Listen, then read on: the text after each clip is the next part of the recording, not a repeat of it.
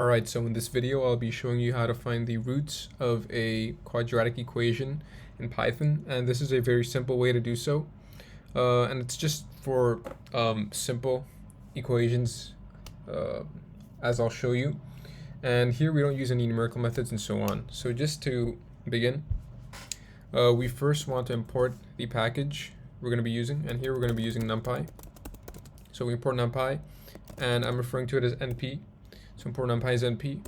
Then afterwards we want to write down the equation we'll be solving, but it's just as a comment, so we put the hashtag here, and the equation that's going to be solved is x squared plus 2x minus 15 equals to 0. And what I mean by comment is that even if you delete this, it has no effect on the code later on. I'm just putting it here to visualize the equation we're solving.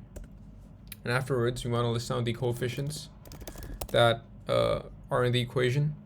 And the coefficients are basically the numbers just before the x's. So we list down the coefficients here. So we have x squared, and basically it's 1x squared. So we have 1, and then we have 2x, right? But the number before x is 2. And then we have negative 15, so it's just negative 15. So we've listed down the coefficients, and afterwards we use NumPy to solve for the roots, and we do so by print np.roots, and we refer back to the list of coefficients here. With this, we can just run, and we get the roots of this function right here.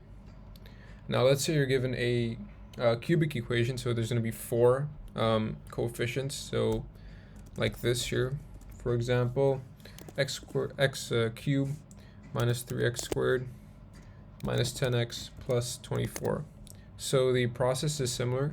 You just list down the coefficients here, and the coefficients are x3, so 1 x3, and negative 3, negative 10, and 24. So you do this, and you just run the file again, and you get the roots of that function, which is negative 3, 4, and 2. And so that's basically it. Thank you.